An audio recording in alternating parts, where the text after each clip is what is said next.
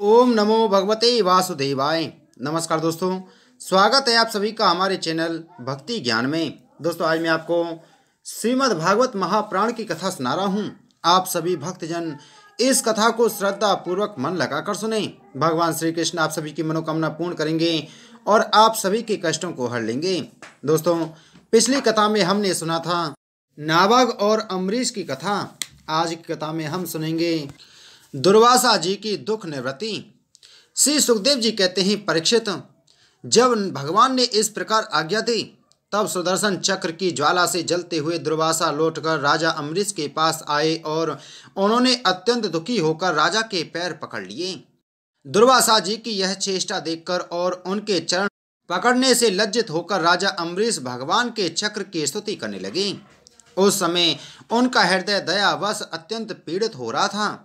अम्बरीश ने कहा, प्रभु सुदर्शन, आप अग्नि स्वरूप हैं, आप ही परम समर्थ सूर्य हैं। समस्त नक्षत्र मंडल के अधिपति चंद्रमा भी आपके स्वरूप हैं। जल, पृथ्वी, आकाश, वायु, पंच तन्मात्रा और संपूर्ण इंद्रियों के रूप में भी आप ही हैं। भगवान के प्यारे हजार दांतों वाले चक्रदेव, मैं आपको नमस्कार करता हूँ। समस्त अस्त्र शस्त्रों को नष्ट कर देने वाले एवं पृथ्वी के रक्षक, आप इन ब्राह्मण की रक्षा कीजिए। आप ही धर्म हैं, मधुर एवं सत्यवाणी हैं। आप ही समस्त यज्ञों के अधिपति और स्वयं यज्ञ भी हैं। आप समस्त लोकों के रक्षक एवं सर्वलोक स्वरूप भी हैं। आप परम पुरुष परमात्मा के श्रेष्ठ तेज हैं। सुनाव, आप समस्त धर्मों की मर्यादा के रक्षक हैं। अधर्म का आचरण करने वाले असुरों को भस्म करने के लिए आप साक्षात अग्नि हैं। आप ही तीनों लोकों के रक्षक एवं विशुद्ध तेजों में हैं। आपकी गति मन के वेग के समान है और आपके कर्म अद्भुत हैं।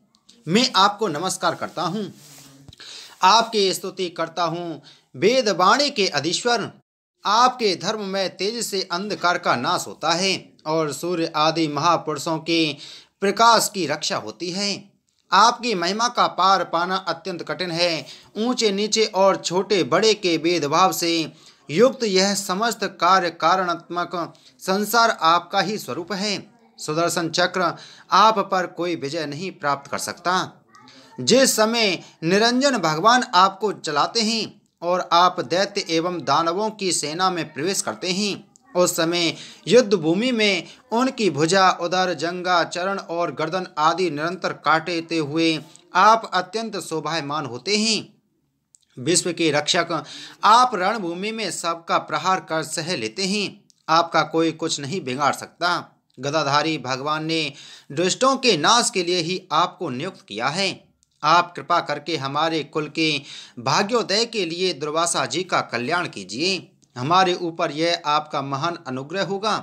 यदि मैंने कुछ भी दान किया हो, यज्ञ किया हो अथवा अपने धर्म का पालन किया हो, यदि हमारे वंश के लोग ब्राह्मणों को ही अपना आराध्य देव समझते रहे हों, तो दुर्वासा जी की जलन मिट जाए।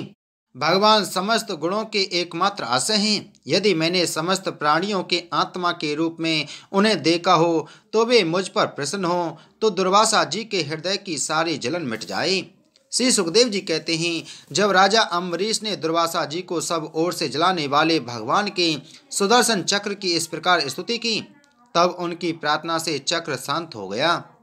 जब दुर्वासा चक्र की आग से मुक्त हो गए और उनका चित्त स्वस्थ हो गया, तब वे राजा अम्बरीश को अनेकानेक उत्तम आशीर्वाद देते हुए उनकी प्रशंसा करने लगे। दुर्वासा जी ने कहा, धन्य है, आज मैंने भगवान के प्रेमी भक्तों का महत्व देखा। राजन, मैंने आपका अपराध किया, फिर भी आप मेरे लिए मंगल कामना ही कर रहे हैं। जिन्होंने भक्त वत्सल भगवान श्री हरि के चरण कमलों को दृढ़ प्रेम भाव से पकड़ लिया है, उन साधु पुरुषों के लिए कौन सा कार्य कठिन है। जिनका हृदय उदार है, वे महात्मा भला किस वस्तु का परित्याग नहीं कर सकते। जिनके मंगलमय नामों के श्रवण मात्र से जीव निर्मल हो जाता है, उन्हीं तीर्थपाद भगवान के चरण कमलों के जो दास हैं, उनके लिए कौन सा कर्तव्य शेष रह जाता है। महाराज अम्बरीश, आपका हृदय करुणाभाव से परिपूर्ण है। आपने मेरे ऊपर महान अनुग्रह किया।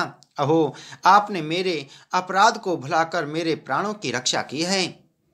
परीक्षित, जब से दुर्वासा जी भागे थे, तब से अब तक राजा अम्बरीश ने भोजन नहीं किया था। वे उनके लौटने की बाट देख रहे थे।